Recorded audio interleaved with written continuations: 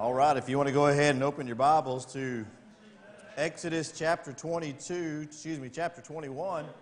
Exodus chapter 21 is where we left off in verse 28.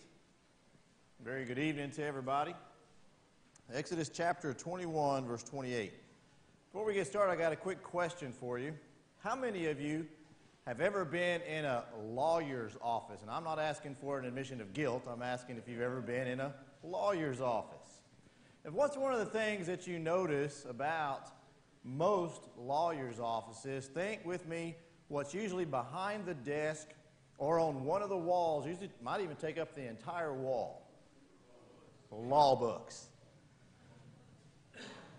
Now, and something very similar, how many of you remember the old Webster's dictionaries or the big thick ones? How many of you ever just sat down and said, oh boy, tonight I'm going to open up a thriller and I'm going to sit and read the dictionary?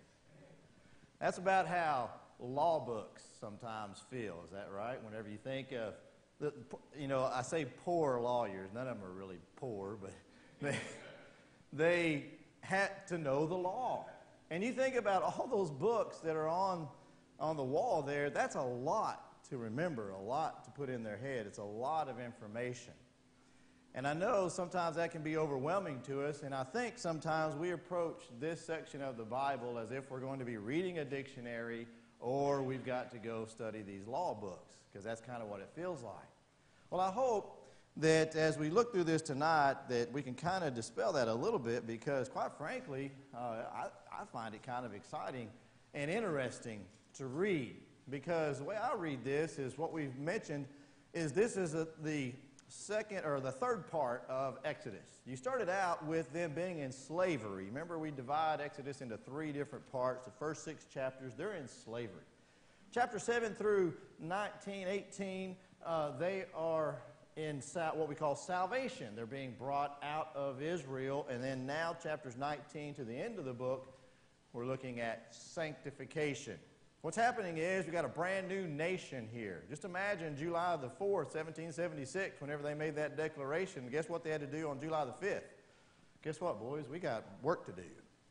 And we got a nation now. We need laws and things like that. And that's exactly what God is doing right here. So this is no different. In fact, there are things like the Code of Hammurabi, which is a Babylonian code. The Hittites and others have list of laws. Most all nations have had list of laws. And you know what's interesting? They all point back to this. The morality that God puts in His law. So we've started in chapter 21. And in chapter 21, we get into the more detailed laws. Chapter 20 was the 10 commandments, or the 10 words, the 10 basic laws that really covers everything. But in case you think there's a loophole or something, he starts in chapter 21 showing you these specific laws. And the first thing he does is personal injury. And that's what we talked about last week, is all the different personal injury laws. And it continues where we stopped in verse 28. Now you get into other type of personal injury. First you had direct homicide, then you had manslaughter, and then you had other things, and then now you're getting into another category, and that is if an animal injures someone. So beginning in verse 28, if an ox gores a man or a woman to death, then the ox shall surely be stoned, and its flesh shall not be eaten, but the owner of the ox shall be acquitted. Or it says, but if the ox tended to thrust its horn in times past, it has been known to its owner, and he has not kept it confined, so that it has killed a man or a woman, the ox shall be stoned, and the owner shall be put to death. Kind of interesting. So first of all, you think about an animal, an ox. I don't know if any of you ever been in the cattle business. I doubt a lot of you have. Some of you have. But cows are not cheap. Oxes were not cheap, especially to this new nation, these newly freed slaves that have these oxen. It's an important animal. You use this animal for many things, for a beast of burden, for many different things. And so if this animal causes the death of someone, if it was just an accident, then you're going to lose that animal, but you will not be held guilty. But if that animal is doing it all the time and you know about it, what's that called? Negligence. You're being negligent. And so, therefore, this shows you that negligence has its consequence. And it's pretty stiff. Now, again, like we said last week, this is talking about the maximum law, the maximum sentence that can be given. Because, look at verse 30. If there is imposed on him a sum of money, then he shall pay to redeem his life whatever is imposed upon him, whether he has gored a son, gored a daughter. According to this judgment, it shall be done to him. So the judges had the discernment to be able to look at every case, as every judge should, and determine what sentence should be handed out. So in this case, God makes it very clear. Then verse 32, if the ox gores a manservant. Okay, so now we're talking about just a normal citizen of the Israel nation. But now, if the ox gores a slave, a manservant, or a maidservant, he shall give to the master 30 shekels of silver, and the ox shall be stolen. That's interesting. Anybody, is that 30 shekels of silver ring a bell with anybody? What comes to mind? So Judas says, "What? So let me cut a bargain with you, Pharisees, and so, if I were to turn over the Lord, what would that be to you? 30 shekels of silver." What you're talking about here, look at the context. A manservant or a maidservant. We're talking about a slave. The price of a human life was 30 shekels of silver. The price of Jesus was equivalent to a slave. That's what Judas got. And so it's quite interesting that whenever you put, this is the reason why we go back and we read the Old Testament and put these things like this together and helping us in our understanding. All right, and if a man opens a pit, here we're getting into a little bit different law. If he opens a pit, the man digs a pit and does not cover it, and an ox or donkey falls in it, the owner of the pit shall make it good. He shall give money to the owner, but the dead beast shall be his. So this is basically, you need to take care of your business. If you do something that's negligent and there's a consequence for it, in this case, you not only have to pay money, but you need to deal with the dead animal. Or if the owner of the pit, if the one man's ox, where'd I go? Opens a pit. 35. And if one man's ox hurts another so that it dies, then they shall sell the live ox, divide the money from it, and the dead ox shall also divide. Or if it is known that the ox tended to thrust in times past, the owner has not kept it confined, he shall surely pay ox for ox, and the dead beast shall be his own. You think about, again, this newly freed slave has this animal, and he is trying to make a living. This is part of how you eke out a living, is using these beasts of burdens, and now, because of your negligence or something that happened, whether accident or negligence, you've lost this substantial part of how I make my living. And so, that's why it says, you shall make it right. You shall divide it. You just hindered your neighbor, so now you need to let him use your ox. You're going to divide it, or something along those lines. You see what's happening here? So basically what we learn in chapter 21 and 22, the application is that God's people need to be fair, they need to be just, and they need to be compassionate. That's really what it boils down to. Okay, you can put those all back underneath the 10 Commandments, and all of those go into 2 commandments. You remember? Love God with all your heart, soul, mind, and strength. Love your neighbor as yourself. If you apply love your neighbor as yourself, that's what this chapter is all about. Does that make sense? Comments, questions, concerns? You mentioned Code of Hammurabi. Those codes, especially that one, compared to its biblical laws, it's just if your ox does this, it's the same thing as if mine does it. If anybody else in the room had that happen to them, the penalty would be the same. Code of Hammurabi, if you were rich, well, you didn't have to pay for it.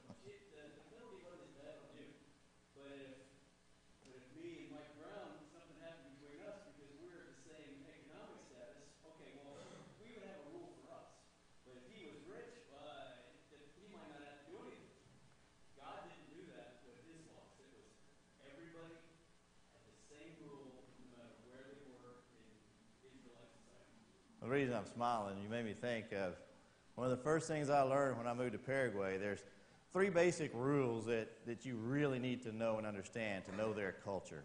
And one of those rules was what they called La Ley de Embarate, the law of Embarate. Embarate is Guarani, and it means power, the law of power.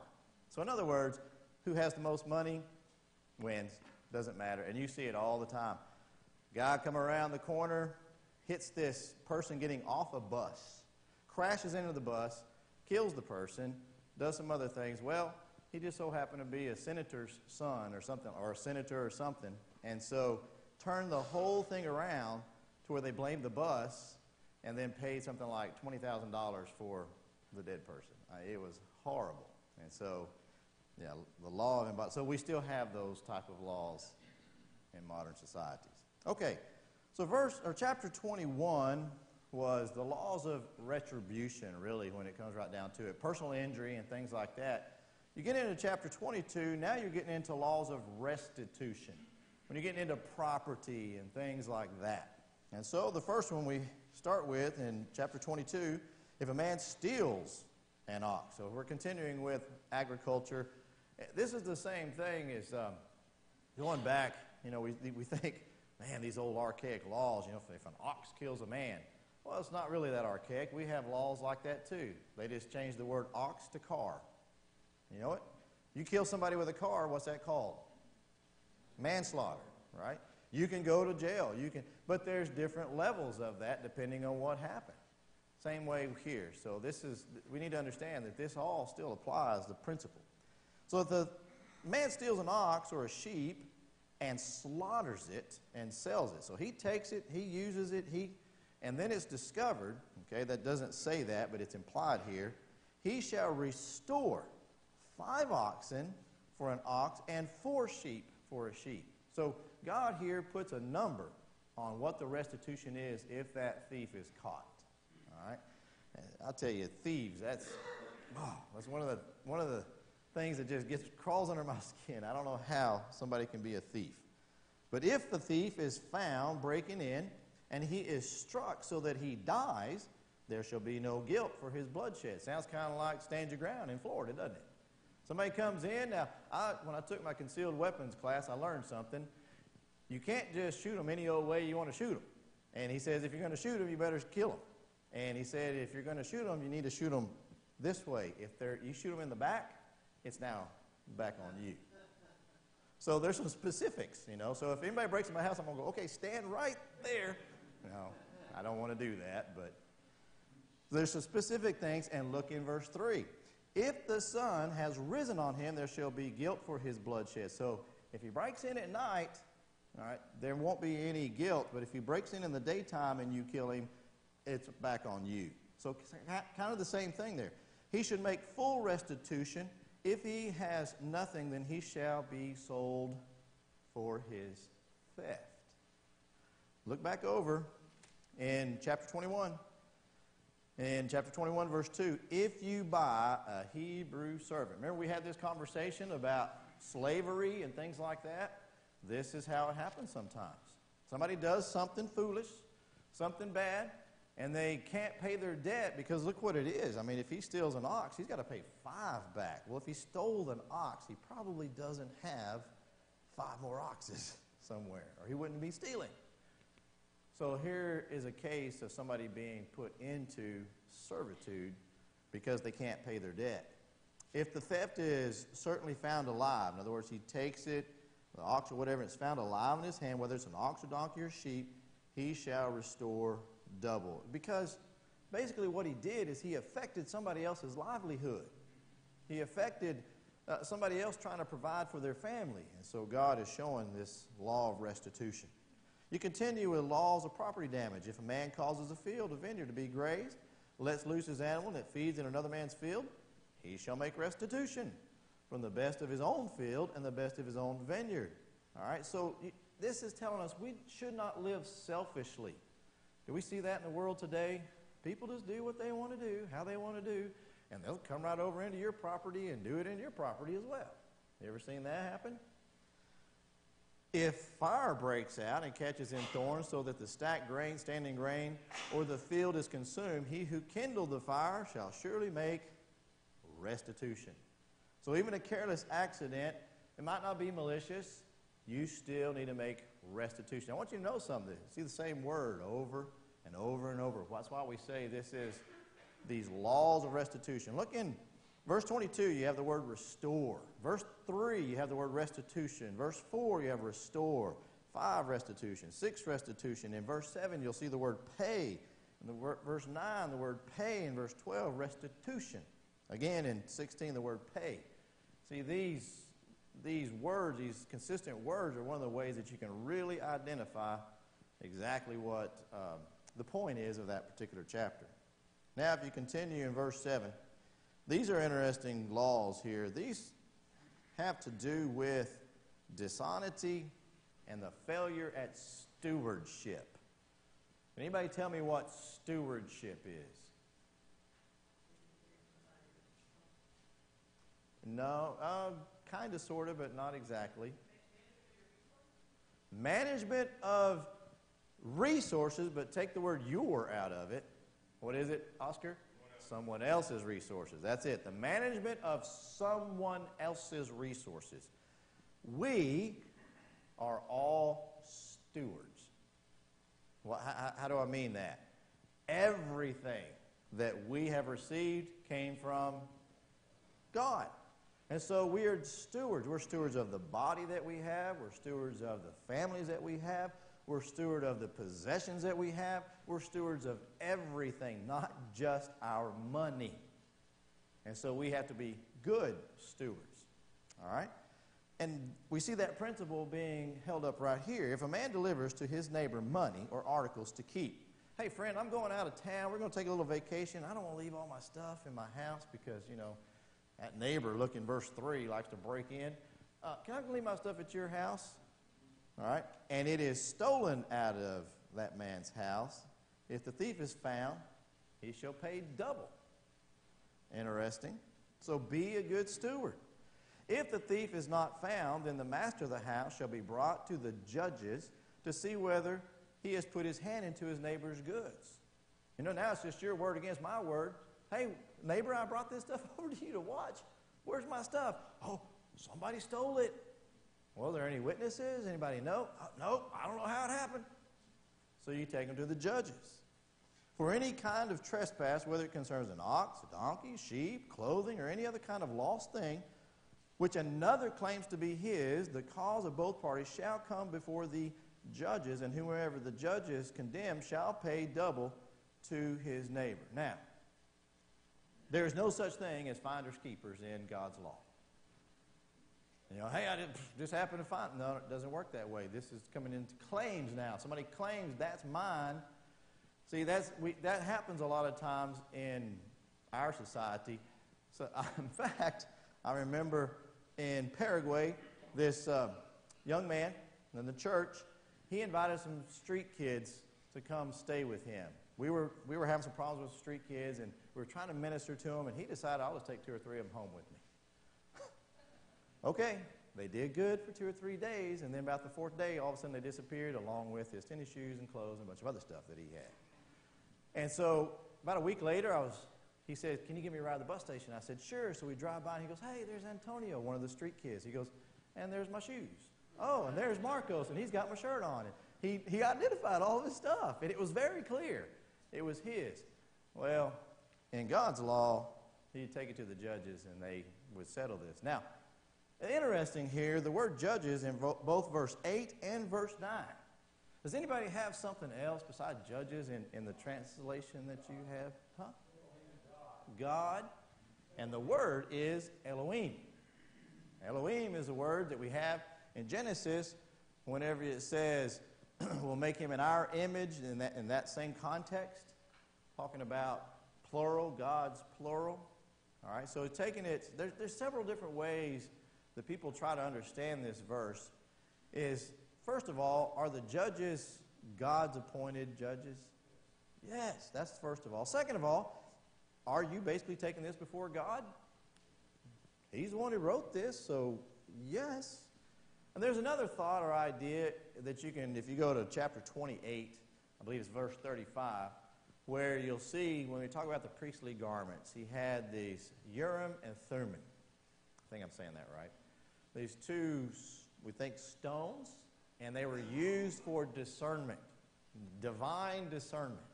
We don't exactly know how they worked or how they communicated or anything like that, but it's possible that even that, they brought it to the priest or something, and these judges, Elohim, God was able to make that judgment. But it's interesting how the Bible uses specific words, and that Elohim is right there. Yes. That word can also be translated mighty ones, Elohim. So they being judges, they have authority, they have power.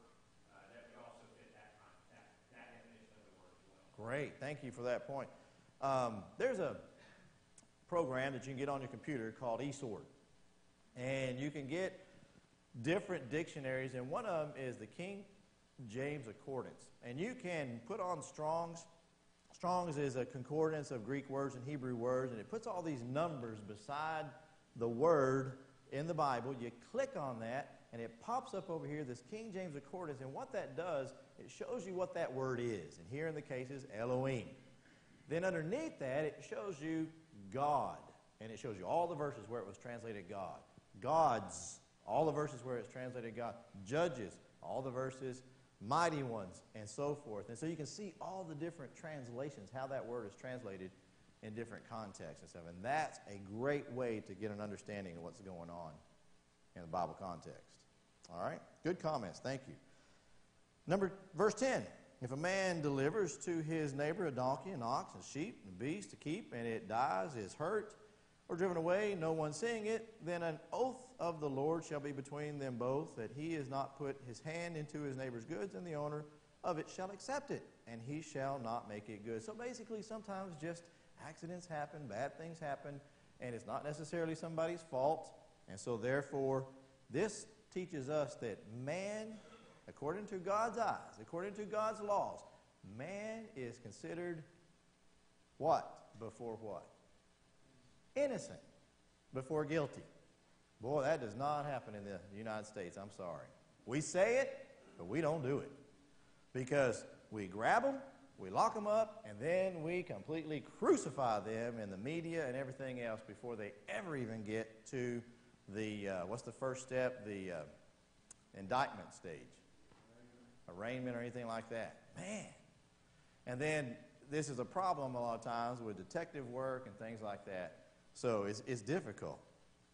But in fact, if it is stolen from him, he shall make restitution of the owner for it. If it's torn in pieces by an animal, he needs to bring the evidence. If he borrows anything of his neighbor and becomes injured, he needs to make it good. So once again, this is to protect the innocent party. If there's no proof of wrong, then the owner who suffered the injury just has to deal with it. Or if there is proof of wrong, then the person who caused it needs to make restitution.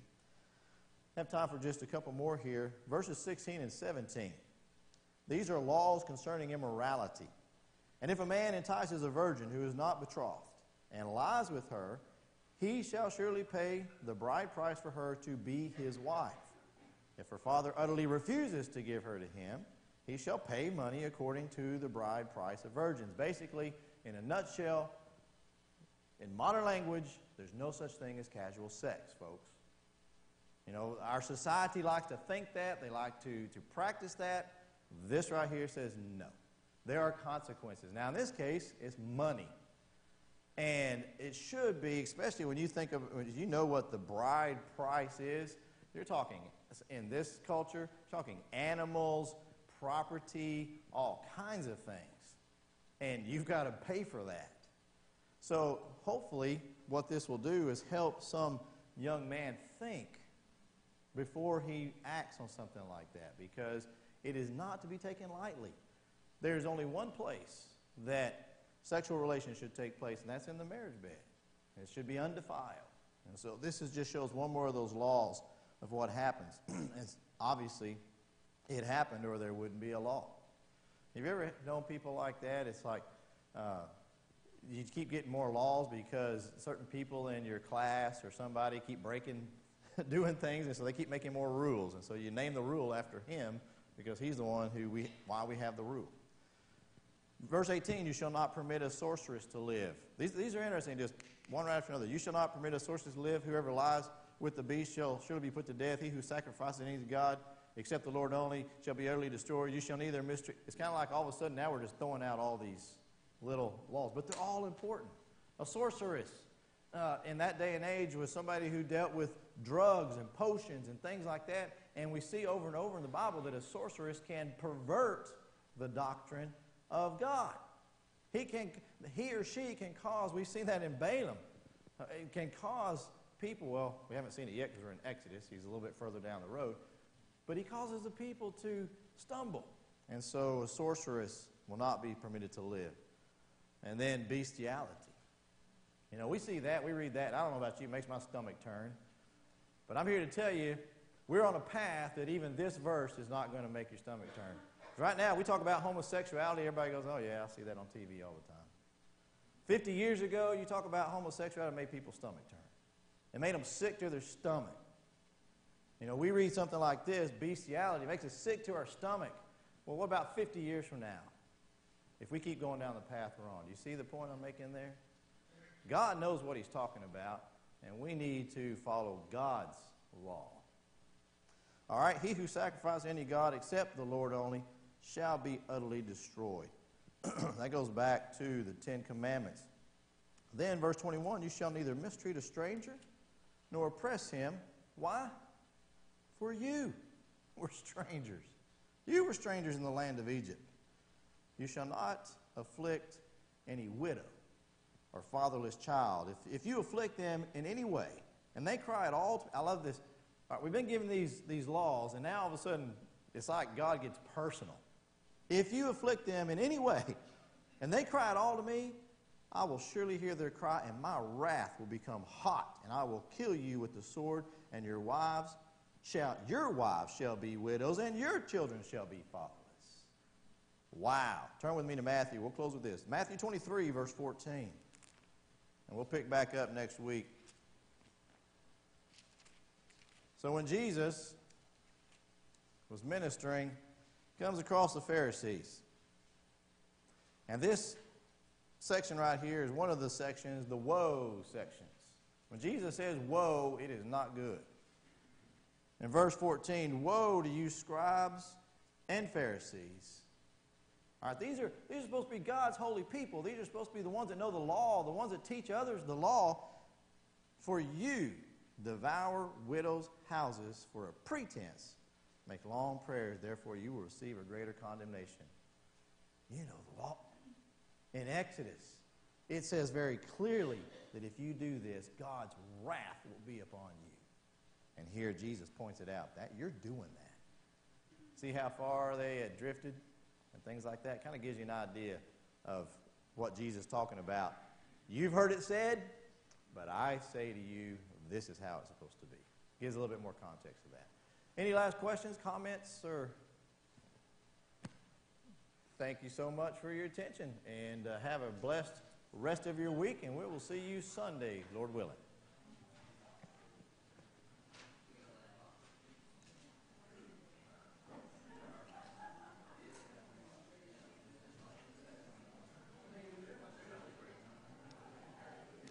Hey, you. I used to work in Sears retail in the jewelry department. This man who we knew was a shoplifter came in. And he wanted money back for a necklace and a charm. And he said the glass broke, dropped in the street, and got ran over.